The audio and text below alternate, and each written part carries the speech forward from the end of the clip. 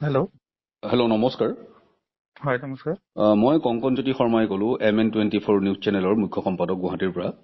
হয় আপুনি কওক। অংকুৰ খাৰগুৰীয়া হয় নেকি, সদৌ অসম জুবিন গাৰ্গ ফ্ৰেণ্ডছ ক্লাবৰ সভাপতি? হয় কওক। হয়, মই কালিৰ পৰা আপোনাৰ নাম্বাৰটো আচলতে বিচাৰি আছিলো, কিন্তু হয় বিভিন্ন ক্ষেত্ৰত আপুনিও বিচাৰিছে, আমি লগ পোৱা নাই। মই বিশেষ এটা কথা লৈ পেলাই আপোনালৈ ফোন কৰিছো। কথাটো কওকচোন। হ'ল যে জুবিন গাৰ্গৰ যি আমাৰ তেখেতৰ প্ৰতি যি শ্ৰদ্ধা বা যি ভক্তি, এতিয়া অসমৰ বিভিন্ন বিহু মঞ্চ উকা হৈ আছে তেওঁৰ কাৰণে, আৰু বহুখিনি বিহু মঞ্চত বিহুৱে বাতিল কৰিছে।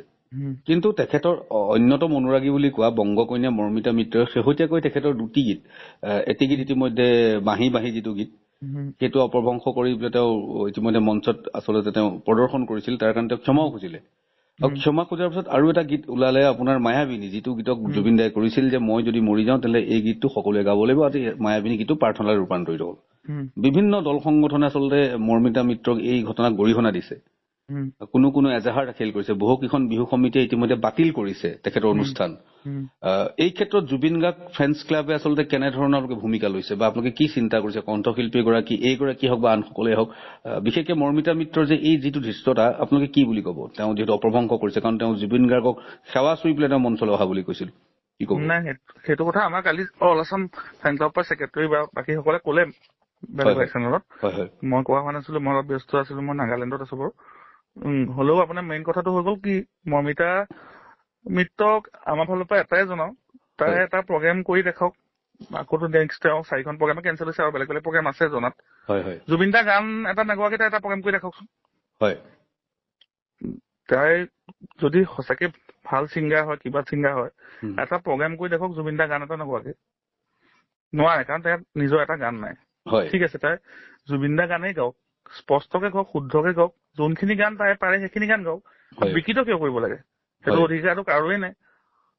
আপোনালোকৰ কিবা আহ্বান থাকিব নেকি মৰ্মিতা মিত্ৰ হওক বা আমি বাৰে বাৰে আমি জনাই আছো, বেলেগ মানুহ, বেলেগ চবেই জনাই আছে, বেলেগ দল সংগঠনে জনাই আছে, সকলোখিনিয়ে জনাই আছে, জুবিন গাৰ্গৰ পৰিয়ালৰ মানুহে জনাই আছে, সকলোখিনিয়ে জনাই আছে যে জুবিন গাৰ্গৰ গানখিনি শুদ্ধভাৱে উপস্থাপন কৰি গাওক।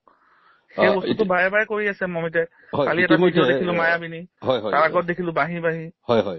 আৰু যদি আগলৈ এনেকুৱা কেইটামান দেখো, তেনেহলে আমি বিশেষ ব্যৱস্থা ল'ব লাগিব। তাৰমানে আমি দেখিলো যে গুৱাহাটীত জুবিন গাৰ্গ অনুৰাগী মঞ্চ বুলি এটা সংগঠন, য'ত অজয় ফুকন আছে, বৈকুণ্ঠ প্ৰিন্স তেখেতসকলে ইতিমধ্যে এজাহাৰ দাখিল কৰিছে। কাৰণ তেওঁলোকে এটা চৰ্ত দিছিল যে জুবিন গাৰ্গৰ গীতক অপভ্ৰংশ কৰি পেলাই তেওঁ জুবিন গাৰ্গৰ সমাধিস্থলত গৈ পেলাই মাফ খুজিব লাগে, কিন্তু মাফ নোখোজাৰ কাৰণে ইতিমধ্যে তেওঁক আচলতে আপোনাৰ এজাহাৰ তেওঁলোকৰ ওপৰত দাখিল কৰিছে। অসম জাতীয়তাবাদী যুৱ ছাত্ৰ পৰিষদে এজাহাৰ দাখিল কৰিছে। সকলোৰে লগতে আছো, আমি মৰ্মিতাৰ পক্ষত নাই। আমি অসমবাসীৰ লগত আছো, আৰু জুবিন গাৰ্গৰ পৰিয়ালৰ লগত আছো, আৰু সকলোৰে লগত আছো। মৰ্মিতাৰ পক্ষত নাই, কিন্তু মৰ্মিতা মিত্ৰ ক্ষমা খোজক। যদি আমি সকলোৱে বিচাৰিছো, ভালদৰে ক্ষমা খোজক। এনেকে ভিডিঅ' এটা কৰি 1 মিনিটত ক্ষমা খোজাটো নহ'ব, ভালকে ক্ষমা খোজক। দৰকাৰ হ'লে আমিও দাবী জনাইছো, ভালকে ক্ষমা খোজক। আৰু জুবিন দাৰ গান পিছৰ যদি তাই গায়ো, খুব শুদ্ধভাৱে প্ৰেক্টিচ কৰক, দৰকাৰ হ'লে অনুশীলন কৰক ভালকে। অহা বছৰ কৰক, এবছৰ নালাগে। 4খন বা 5খনে ইতিমধ্যে তেওঁ মঞ্চ বাতিল হৈছে। কমিটিকো আমি একচুৱেলি কমিটিখিনিক অনুৰোধ জনাইছো, তেওঁলোকে কেঞ্চেল কৰিলে এটা প্ৰগ্ৰেম কৰিব নোৱাৰে অসমত। তাই যিমানখিনি প্ৰগ্ৰেম পাইছে, তাইতো বহুত প্ৰগ্ৰেম আছে, 15-20খন প্ৰগ্ৰেম তাই কণ্টিনিউ আছে। মানে আপোনালোকৰ স্থিতি স্পষ্ট জুবিন গাৰ্গ ফ্ৰেণ্ডছ ক্লাবৰ, ন? জুবিন গাৰ্গৰ যাতে গীতৰ অপভ্ৰংশ মৰ্মিতা মিত্ৰই নকৰে। আৰু বাকীখিনি কমিটিলৈ আমাৰ অনুৰোধ, পাৰিলে মৰ্মিতা মিত্ৰক বৰ্জন কৰক। আৰু অন্যান্য গায়ক গায়িকাৰ প্ৰতি আপোনালোকৰ কি আহ্বান থাকিব জুবিন গাৰ্গ ফ্ৰেণ্ডছ ক্লাবৰ? বাকী সকলোখিনিকে আমি এটাই কৈছো যে জুবিন দাৰ গানখিনি ধৰক এনেকে আমি প্ৰত্যেকখন মঞ্চত গাই থাকিলেহে জুবিন দাৰ গানখিনি চৰ্চা হৈ থাকিব। জুবিন দাৰ গানখিনি সকলোৱে গাওক, কিন্তু সকলোখিনি গান জুবিন দাৰ মানে যোনখিনি গান তেওঁলোকৰ কাৰণে সুবিধা হয় সেইখিনি গান গাওকচোন। জুবিন দাৰতো বহুত গান আছে।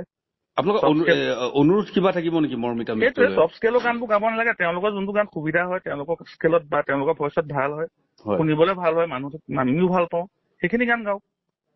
যোনে যিখিনি গান গাই ভাল পায়, কমফৰ্টেবল পায়, সেইখিনি গান গাওক। ধন্যবাদ আপুনি ইমানখিনি সময় দিয়াৰ বাবে। ঠিক আছে, ধন্যবাদ।